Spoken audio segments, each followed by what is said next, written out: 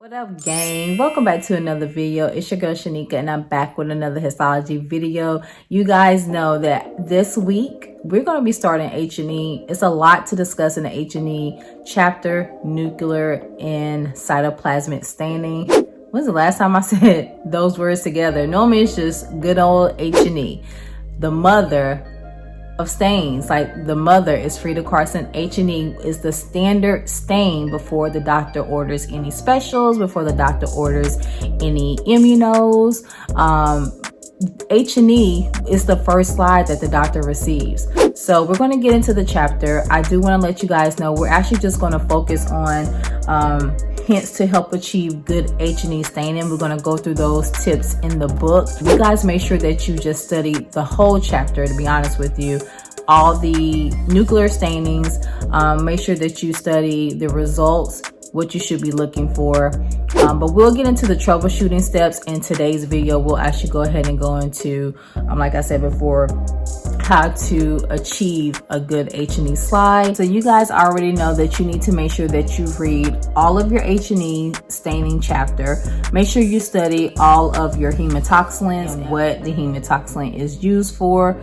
All right, so in the H&E section, where it says notes on results of H&E staining, I'm going to go through some of these hints to help achieve good H&E staining. Talk about the reasons why these factors are really important. And then that way, whenever you get your first job, you'll be able to piece those two together. And it says, while running tap water is probably the best for complete rinsing, Dapson and Feldman caution that some tap water may not be acceptable before or after hematoxylin. Iron, sulfur, and chlorine will produce weak nuclear staining. If the tap water in your area has a noticeable odor or color, deionized or distilled water should be used.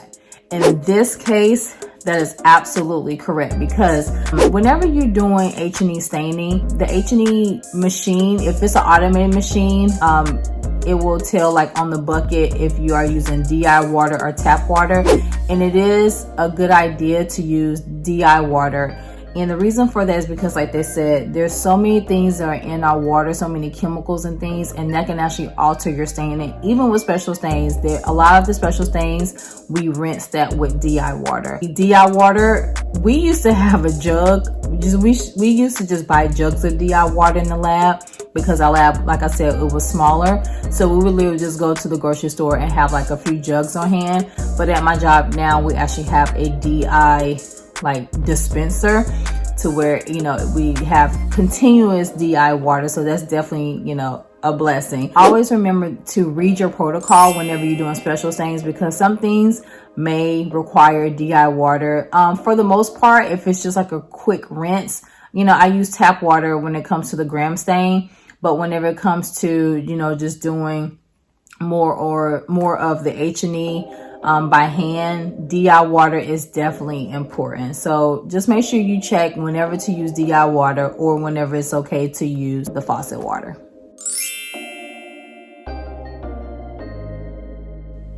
Okay, so there's a tip here that says tissue that have been fixed for longer than normal may require increased staining times. For autopsy tissue, staining times in hematoxylin ESN may need to be increased as much as 1/3. I can't confirm or deny that, knowing with our autopsy tissue, that actually goes on the same run as every other tissue. I've never been in the lab to where I had to alter times for autopsy tissue when it came to H&E. So once again, that definitely depends on if your lab allows you to do that. But I personally have not altered times for H&E when it came to autopsies. They just, run like normal. So that's definitely something that probably is, dependent upon your lab. Okay, so another tip to help achieve good H&E staining: do not pass the slides through the dehydrating solutions too quickly, because dehydrating solutions are served to differentiate. However, remember that the more dilute the alcohol, the more ESN that will be removed. This is definitely relatable, because in the lab, whenever you are, going through your alcohols, and whenever you're actually running your tissue down, make sure whenever you are you know, dip, dip, dip, dip, dip, dip. Make sure that you're dipping in a way to where your rack is able to drain before you go to the next alcohol. So if you are in your 95s and then you are now going to your, 100s, make sure that you are draining everything completely. But whenever you get to your eosin and your tissues in your eosin, then it has to go through your grades of alcohol again on the H&E stain line. That's the reason why I'm saying this is based upon if you're doing things manually. The machine is going to do it to perfection. It is going to, drain everything, and it's going to keep it in your eosin, keep it in your alcohols the right amount of time. But whenever you're doing things in a rush, and like I said before, you're trying to multitask, always make sure that you are not dipping too fast and you letting everything drain. And like it says, remember that the more dilute the alcohol, the more eosin that will be removed.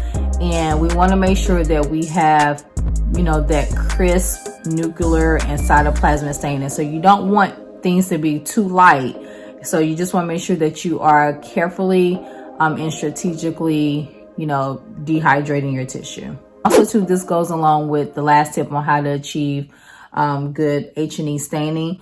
Right here it says, after applying the ammonia water, wash the sections very well with tap water. The pH of the eosin is critical, and if too much ammonia is carried over into the eosin, cytoplasmic staining will be lacking.